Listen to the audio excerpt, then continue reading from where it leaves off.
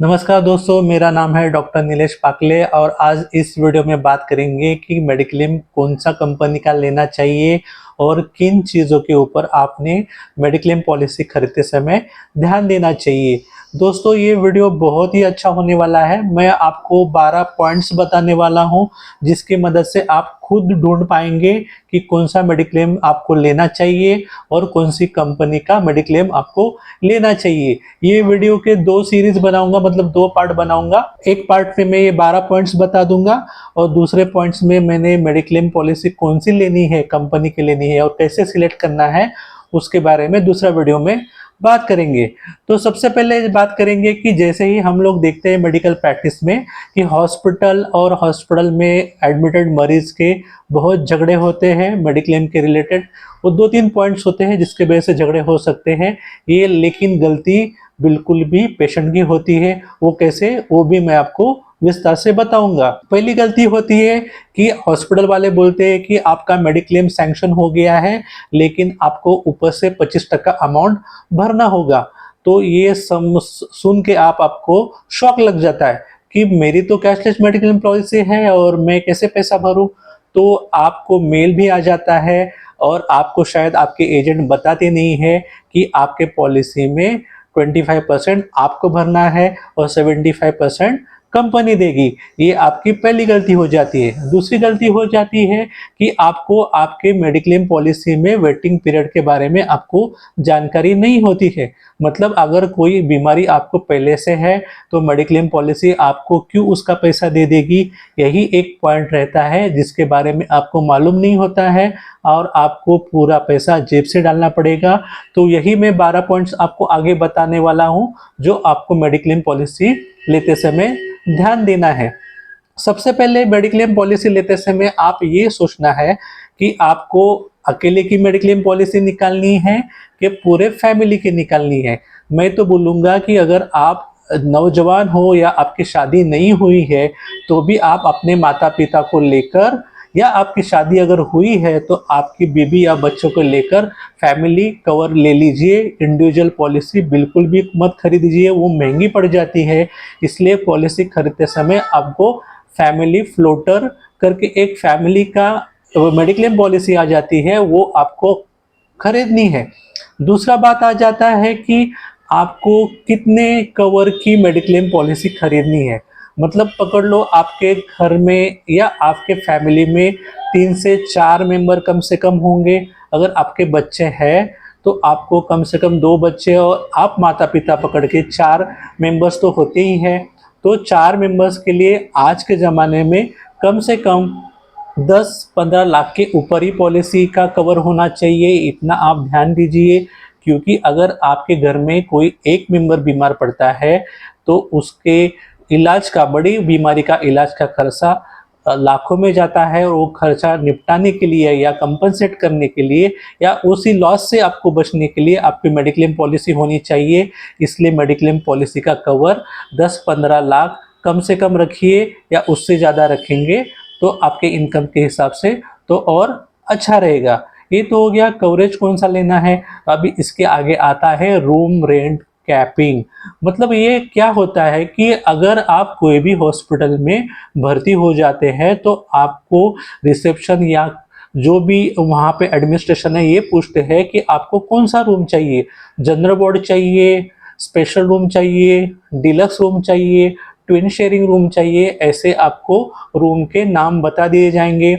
आप general ward का लेंगे तो समझो उसका दिन का रेंट 2000 होगा, तो स्पेशल रूम का रेंट आपको 5000 होगा, डिलक्स रूम का 6000 होगा। तो वो साथ उसके साथ अनेक सुविधाएं अंदर रूम में दिए गए होते हैं। तो ये बात है कि देखो, ये तो पैसा आपकी कंपनी को, हॉस्पिटल को पे करना है। तो जितना रूम अच्छा लेंगे उतना पैसा ज़्यादा कंपनी को लगेगा। इसलिए कंपनी ने पहले ही पॉलिसी में रूम रेंट कैपिंग का ऑप्शन दिया होता है।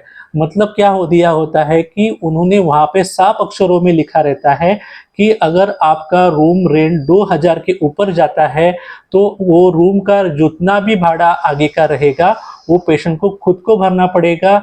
वो कंपनी आपको ऊपर का पैसा नहीं देगी। मतलब अगर आप अपना मेडिक्लेम पॉलिसी लेके जाते हैं हॉस्पिटल में और अगर आपने डिलक्स रूम ले लिया और उसका दिन का खर्चा अगर 5,000 रुपये है, लेकिन कंपनी आपकी देगी सिर्फ 2,000 रुपये और ऊपर का जो 3,000 का डिफरेंस है वो आपको भरना पड़ेगा और ये हॉस्पिटल आपसे वसूल भी कर लेगा, क्योंकि उनके पास पूरा डॉक्यूमेंट या प्रूफ होता है। इसलिए मैं आपको बोलूँगा कि जब भी आप पॉलिसी खरीदने के लिए जाएंगे तो उसमें बिल्कुल भी रूम रेंट कैपिंग का प्रावधान नहीं होना चाहिए। उन्होंने यहाँ पे लिखना चाहिए कि रूम रेंट के लिए आप निश्चिंत रहिए, कितना भी रूम रेंट रहेगा तो इंश्योरेंस कंपनी आपको मतलब हॉस्पिटल को देगी, तो आपको उसकी परेशानी झेलनी नहीं पड़ती है। दूसरा आता है कोपे। कोपे का मतलब होता है जब भी हॉस्पिटल का बिल आएगा तो हॉस्पिटल का बिल जितना भी आता है उसमें से कुछ परसेंट पेशेंट को पे करना पड़ेगा, कुछ परसेंट है वो इंश्योरेंस कंपनी पे करेगी। मतलब अगर उसमें कोपे का ऑप्शन होता है तो आपको नुकसान है तो आप पॉलिसी लेते समय उनको बोलना कि उसमें कोपे नहीं होना चाहिए। अगर कोपे है तो उसमें जितना भी परसेंट का आपको कोपे रहेगा, मतलब अगर कोपे 25% है और आपको हॉस्पिटल में एडमिट होने के बाद 1 लाख का खर्चा आता है तो 75,000 आपकी पॉलिसी या इंश्योरेंस पॉलिसी हॉस्पिटल को पे करेगी और ऊपर का 25,000 जो है आपको पे करना पड़ेगा। इसके लिए कोपे बिल्कुल भी वो पॉलिसी में नहीं होना चाहिए। तीसरी बात है वेटिंग पीरियड। मतलब अगर आप आज कोई मेडिक्लेम पॉलिसी खरीदती है और खरीदने के बाद आपको 5 दिन के बाद आपका पॉलिसी जिन जिन लोगों की निकाली है उन मेंबर में से किसी को बीमारी आ जाती है, समझ लो डेंगू आ जाता है, और डेंगू के लिए अगर आप भर्ती हो जाते हैं 1 हफ्ते के अंदर ही और उसका बिल आता है 50,000 रुपये, तो आपकी कंपनी आपको बोलेगी हम आपको पैसा नहीं दे सकते हैं, क्योंकि इंश्योरेंस कंपनी बोलती है इसको 30 दिन का वेटिंग पीरियड है। मतलब जैसे कि आप दिसंबर में पॉलिसी खरीदते हैं तो जब तक जनवरी गुजरता नहीं है तब तक आपको वो पॉलिसी को क्लेम नहीं कर सकते हैं। तो आपको इंश्योरेंस पॉलिसी खरीदते समय ये भी देखना है कि उसमें वेटिंग पीरियड 0 हो। मतलब आजकल बहुत सारी कंपनियां 0 वेटिंग पीरियड के लिए पॉलिसी डिजाइन करती है और वो बेचती भी है, तो वो भी आप ध्यान देना चाहिए। आगे चौथी बात है कि अटैचमेंट मतलब नेटवर्क हॉस्पिटल। ये पॉइंट जो है जो शहर में रहने वाले लोगों को इतना मायने नहीं रखता है, गांव में लोगों को ये चीज मायने जरूर रखती है। मतलब गांव में आजू बाजू में या पास में हॉस्पिटल की संख्या कम रहती है, इसके मुकाबले मेट्रो सिटी में या बड़ा सिटी में हॉस्पिटल की संख्या ज़्यादा रहती है। तो आपकी जो भी कंपनी है जिससे आप इंश्योरेंस पॉलिसी खरीद ली है वो पॉलिसी या वो कंपनी हॉस्पिटल को अटैच होनी बहुत ज़रूरी है। मगर अगर आप गांव में रहते हैं और बाजू के कोई हॉस्पिटल में 2 या 3 कंपनियां ही अटैच है तो वो 2-3 कंपनी में से ही आपको इंश्योरेंस पॉलिसी लेनी पड़ेगी, क्योंकि अगर बाकी कंपनी का वहाँ पे अटैचमेंट नहीं है तो आपको लंबा हॉस्पिटल में जाना पड़ेगा, नहीं तो रीइंबर्समेंट करना पड़ेगा। रीइंबर्समेंट का मतलब होता है आपको पहले पैसा भरना पड़ेगा, फिर हॉस्पिटल का बिल को अटैच करके कंपनी को भेजना पड़ेगा, फिर आपको 45 दिन के बाद आपको पैसा आपको आपके अकाउंट में वापस आ जाएगा। इसके लिए आपको नेटवर्क हॉस्पिटल का भी ध्यान रखना है कि आपके नज़दीकी हॉस्पिटल में वो कंपनी अटैच होनी चाहिए, वहाँ पे पैनल लिस्ट में होनी चाहिए। एक्सक्लूजन्स मतलब ये होता है कि जो आपको पहले से बीमारी है या ऐसी बीमारियां जो जिसका इलाज तुरंत जरूरी नहीं है, या आपको पहले से ही कोई बड़ी बीमारी है इसके लिए आपने अगर इंश्योरेंस निकाला है तो वो बीमारियां एक्सक्लूजन में आती है। मतलब अगर आपको दिल की बीमारी है पहले से, या डायबिटीज़ है, या पाइल्स जैसी क्रोनिक बीमारी है, या पथरी जैसी क्रोनिक बीमारी है, मतलब किडनी स्टोन जैसी क्रोनिक बीमारी है, तो उसको तुरंत वो इंश्योरेंस कंपनी क्लेम पास नहीं करती है, क्योंकि उससे कंपनी को नुकसान हो जाएगा। क्योंकि अगर मुझे कोई बीमारी है और मैं तुरंत इंश्योरेंस निकाल के उसका इस्तेमाल करूं, मैं 25,000 का प्रीमियम पे करूं और 2 लाख की ट्रीटमेंट ले लूं, तो ये कंपनी का बड़ा नुकसान हो जाएगा। तो एक एक्सक्लूजन पहले ही कंपनी डाल के रखती है। इसके लिए प्लान लेते समय या कंपनी चूज करते समय ये चीज का जरूर ध्यान देना चाहिए कि एक्सक्लूजन जो है उसका जो वेटिंग पीरियड रहेगा वो कम होना चाहिए। मतलब कोई कोई कंपनी ऑपरेशन 2 साल के बाद उसकी परमिशन देती है या क्लेम को कवर करती है, या कोई कोई कंपनी 1 साल के अंदर भी वो क्लेम पास कर देती है। तो जितना वेटिंग पीरियड एक्सक्लूजन को या प्री एग्जिस्टिंग डिजीज को रहेगा वो आप प्लान चूज करने का कोशिश कीजिए। दूसरी चीज आती है रिन्यूएबिलिटी, मतलब आप जो रिन्यू करते हैं पॉलिसी हर साल के लिए, तो वो जैसे कि आपकी समझो उम्र 40 है, आपके पिताजी की उम्र 70 है और आपकी माता की उम्र 65 है। अगर आप वो फैमिली की पॉलिसी निकाल लेते हैं तो वो जो जितनी बार रिन्यू होगी उतना आपके लिए अच्छा है। नहीं तो कोई कोई कंपनी 80 साल तक, कोई कोई कंपनी 75 साल की उम्र तक ही पॉलिसी रिन्यू करती है, उसके बाद वो पॉलिसी स्टॉप कर देते हैं, क्योंकि उनको भी मालूम है जितनी उम्र बढ़ेगी उतनी इंसान को बीमारियां होती है और बीमारी होगी तो कंपनी को नुकसान हो जाएगा। इसके लिए जो कंपनी में रिन्यूअल की मर्यादा ज़्यादा है वो कंपनी की पॉलिसी आपने खरीदनी चाहिए। कभी कभी कंपनी है हेल्थ चेकअप प्रोवाइड करती है। तो मेरी एक्चुअली ये विषय में थोड़ी अलग राय है कि आप कंपनी के मार्फत या कंपनी के द्वारा दिए गए फ्री हेल्थ चेकअप उसमें अगर है तो वो पॉलिसी मैं बोलूँगा कि मत ले लीजिए, क्योंकि वो जो फ्री हेल्थ चेकअप है वो आपके प्रीमियम में एडजस्टेड रहता है। मतलब ऑलरेडी आप उसका पैसा देते हैं और आपको कंपनी बोलती है कि हमारी तरफ से फ्री हेल्थ चेकअप है, लेकिन फ्री हेल्थ चेकअप के नाम पे वो खुद के रजिस्टर्ड जो लैब्स रहते हैं या डायग्नोस्टिक सेंटर रहते हैं तो उसी डायग्नोस्टिक सेंटर में आपको चेकअप करना पड़ेगा। अगर आपको कोई बीमारी उसमें पकड़ में आती है तो वो कंपनी को तुरंत मालूम पड़ती है, जिसको आपको आगे जाके नुकसान हो सकता है। इसलिए बेहतर है कि आप खुद का हेल्थ चेकअप खुद करें, किसी कंपनी को ना दे। बहुत इंपॉर्टेंट चीज़ है वो है क्लेम सेटलमेंट रेशो। मतलब क्या होता है कि अगर मार्केट में 10 कंपनियां हैं जो हेल्थ इंश्योरेंस पॉलिसी देती है, तो उनमें से कौन सी ऐसी कंपनी है जो जिसके पास बहुत सारे कस्टमर्स है और कस्टमर्स ने जो भी क्लेम उन्होंने कंपनी के पास भेजे हैं कि बीमार हूँ और बीमारी के लिए मुझे इतना पैसा लगेगा, तो आप मुझे बीमारी का पैसा हॉस्पिटल को दे दीजिए ताकि वो हॉस्पिटल मेरा ट्रीटमेंट पूरा कर सके। वो उन्होंने कवर देना चाहिए या क्लेम एक्सेप्ट करना चाहिए, उसको डिनाई नहीं करना चाहिए। तो जितने भी क्लेम पास होंगे कंपनी के उतना कंपनी का पैसा जाएगा, डूबेगा ऐसा बोल सकते हैं। और जितना कंपनी पैसा बचाएगी तो बचाएगी कैसे, तो वो आपके क्लेम को डिनाई कर देगी। तो इसका मतलब ये होता है कि क्लेम सेटलमेंट जितना अच्छा रहेगा, मतलब कोई कंपनी ज़्यादा जितना क्लेम सेटल करती है उसका उतना क्लेम सेटलमेंट रेशो बढ़ जाता है, और क्लेम सेटलमेंट रेशो जिसका ज़्यादा अच्छा रहेगा उतना ही आपके लिए वो चीज़ अच्छी है। मतलब कोई कंपनी के पास 1000 क्लेम आते हैं एक महीना में और उसमें से वो 1000 के 1000 अगर क्लेम पास करते हैं तो इसका मतलब होता है उन्होंने 100% लोगों का क्लेम पास किया, 100% लोगों को ट्रीटमेंट का पैसा हॉस्पिटल को उन्होंने दे दिया है।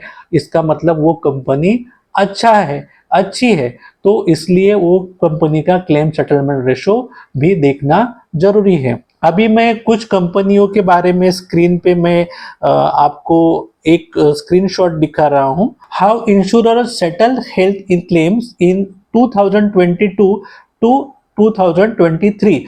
उसमें देखेंगे तो 4 कॉलम्स है। एक कॉलम में आपको इंश्योरर करके दिख रहा है, दूसरे कॉलम में क्लेम सेटल करके दिख रहा है, तीसरे कॉलम में क्लेम अमाउंट करके लिख रहा है और चौथे कॉलम में टोटल नंबर ऑफ क्लेम करके लिख रहा है। तो लिखा है तो उसमें देखेंगे तो वो रेड अक्षरों में लिखा गया है। तो अगर उसमें पहला नाम है न्यू इंडिया कंपनी का और उसमें लिखा है कि क्लेम सेटल्ड हो गया है 95.04% और क्लेम अमाउंट लिखा है 98.74% और टोटल क्लेम जो लिखे हैं वो लिखे हैं 9,56,011। इसका मतलब क्या होता है और इससे क्या आपको मालूम पड़ता है उसके बारे में मैं जानकारी देता हूँ। ये जो मैंने स्क्रीनशॉट आपको दिखाया है ये इकोनॉमिक टाइम्स में आया था, तो आप हिस्टोरिकली या गूगल पे सर्च करके भी इसकी जानकारी ले सकते हैं। तो इसके मीनिंग्स क्या होते हैं वो मैं बता देता हूँ। सबसे अंत में जो कॉलम है उसमें लिखा है टोटल नंबर ऑफ क्लेम्स, और न्यू इंडिया के आगे उसको देखेंगे तो वहां पे लिखा है 9,56,011। मतलब एक साल में 2022 से लेके 2023 में एक साल में 9,56,011 लोगों ने बीमारी का क्लेम एक कंपनी को भेजा। उसमें से 95.04% लोगों का पैसा जो है कंपनी ने हॉस्पिटल को दे दिया, वो पेशेंट लोग का बीमारी ठीक करने के लिए।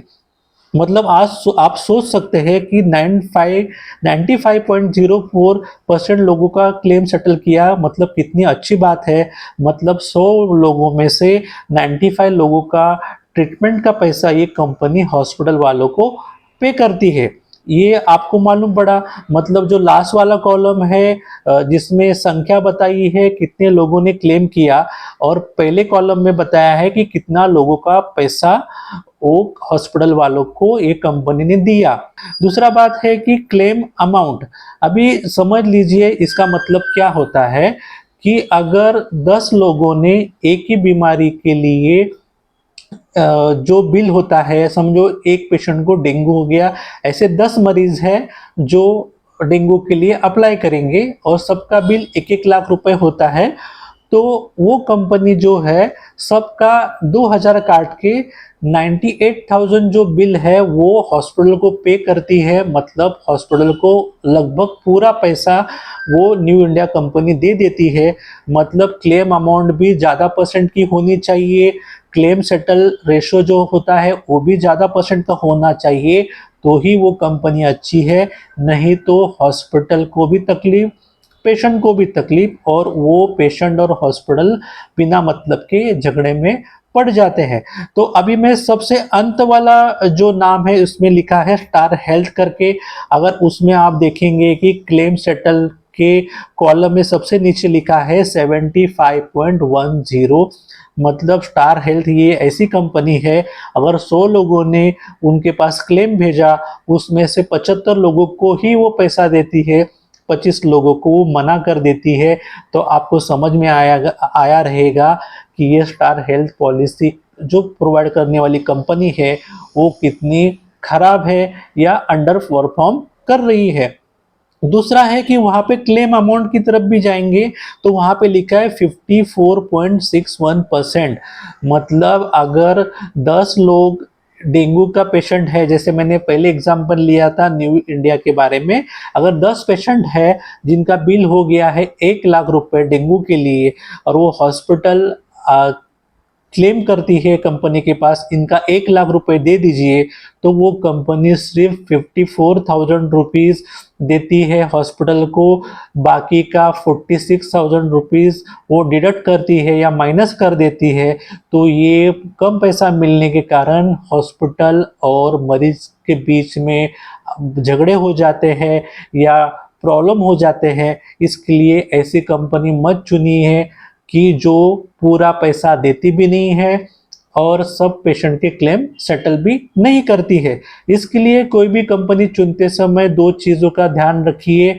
एक तो क्लेम सेटलमेंट रेशो उसका 90 के ऊपर होना चाहिए, और क्लेम अमाउंट को सेटल करने का भी परसेंटेज है वो 90 के ऊपर होना चाहिए, जो मुझे न्यू इंडिया में लगभग ओरिएंटल इंश्योरेंस में दिख रहा है। यहाँ पे प्राइवेट सेक्टर में इफ्को टोक्यो में अच्छा दिख रहा है, और नीचे स्टैंड अलोन में जाएंगे तो आदित्य बिरला में दिख रहा है। मतलब ये आप चार्ट से समझ सकते हैं कि नाम मात्र इतनी सारी कंपनियों में से 3-4 ही कंपनियां ऐसी है जो पेशेंट के हित में विचार करती है, बाकी कंपनियां हैं वो थोड़ी प्रॉब्लम करती है क्लेम सेटल के दौरान। तो ये सब चीजें हैं, और इसके साथ एक लास्ट वाला अंतिम पॉइंट है वो होता है नॉन मेडिकल एक्सपेंसेस। मतलब अगर आपके पास कैशलेस मेडिक्लेम है तो हॉस्पिटल आपको बोलेगा कि आपका तो कैशलेस मेडिक्लेम हो गया, लेकिन आपको ये 2000 का बिल भरना पड़ेगा। तो पेशेंट वापस आश्चर्य में पड़ जाता है या टेंशन में आ जाता है कि भाई ये 2000 मैं क्यों भरूं। तो उसमें बताते हैं कि ये नॉन मेडिकल एक्सपेंसेस है और कोई भी इंश्योरेंस कंपनी इसका पैसा नहीं देती है। मतलब कोई पेशेंट को अगर हॉस्पिटल में भर्ती होने के बाद टिश्यू पेपर इस्तेमाल हो गया, रेजर इस्तेमाल हो गया, या ऑपरेशन में ब्लेड इस्तेमाल हो गया, ग्लोव इस्तेमाल हो गया, सिरिंजेस इस्तेमाल हो गई, नीडल इस्तेमाल हो गई, सलाइन की जो पाइप आईवी कैन्युला बोलते हैं वो इस्तेमाल हो गया, या पेशाब की जगह पर डालने वाले जो भी नलियां होती है वो इस्तेमाल हो गई, तो इसका पैसा कोई भी इंश्योरेंस कंपनी नहीं देती है। इवन आप हॉस्पिटल में आपका नाम रजिस्टर होता है, जिसको रजिस्ट्रेशन फीस बोलते हैं या एडमिशन फीस बोलते हैं, वो भी कोई भी हॉस्पिटल को वो चार्ज मेडिक्लेम कंपनी द्वारा दिया नहीं जाता है। तो ये हॉस्पिटल वाले आपसे वो चीज वसूल जरूर करेंगे। लेकिन आजकल की कंपनियां हैं जो नॉन मेडिकल एक्सपेंसेस भी कवर करती है, तो वो भी ध्यान देना कि कोई आपकी इंश्योरेंस कंपनी अगर नॉन मेडिकल एक्सपेंसेस भी कवर करती है तो वो आपके लिए अच्छी बात है। तो ये हो गया सब कुछ चीजें। अगली बार वीडियो में मैं बताऊंगा कि कौन सी इंश्योरेंस कंपनी की पॉलिसी का प्लान आपको खरीदना चाहिए और क्यों खरीदना चाहिए, वो भी एक्सप्लेनेशन के साथ। आपको ये वीडियो अच्छा लगता है तो जरूर लाइक कीजिए, दोस्तों में शेयर कीजिए, फैमिली फ्रेंड्स और जो भी आपके क्लोज फ्रेंड है उनके ग्रुप में शेयर कीजिए, और बिना भूले सब्सक्राइब करिए। Thank you very much.